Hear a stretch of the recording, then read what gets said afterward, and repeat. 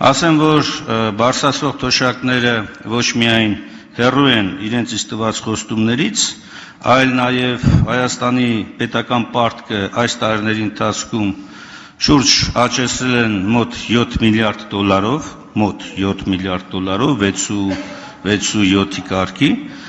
եւ այս պայմաններում հերոսաբար այսպես ներկայացնում են, որ իրենք գնում են այդ թիրախին։ Հենց նոր հայտարարվեց, որ իրենց իսկ հայտարարված թիրախին դեմ են քվեարկում։ Դեմ քվեարկելով այս օրենքի նախագծին, դեմ եք քվեարկում ձեր իսկ հայտարարած թիրախին։ Ավելին, սիրելի հայրենակիցներ, հենց նոր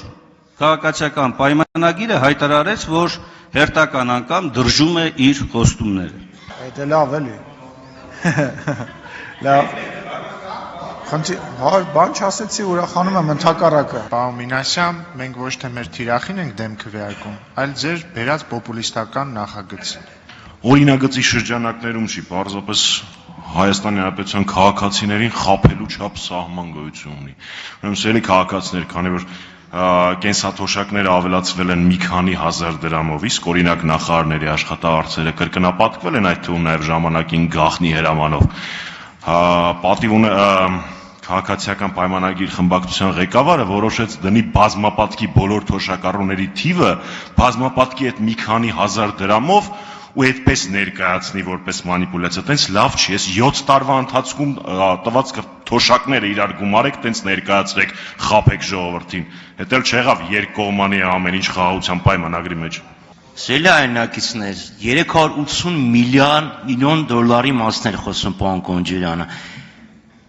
3 ամսվա ընթացքում 750 միլիոնի արտաքին պարտք է շալակել այս կառավարությունը։ Ինչի վրա դա գնում, չեն էլ բարեաճում հաշվետվություն ներկայացնել։ Ինչի վրա գնում կոնկրետ պարտքը, բայց 380 միլիոն, դե հիմա բաժանեք թոշակառուների վրա, հիմա բաժանեք այդ թոշակառուների մի հատ էլ 12 ամսվա վրա ու ասեք, որ ընդամենը մի քանի հազար դրամ եք բարձրացրել թոշակը, ոչ թե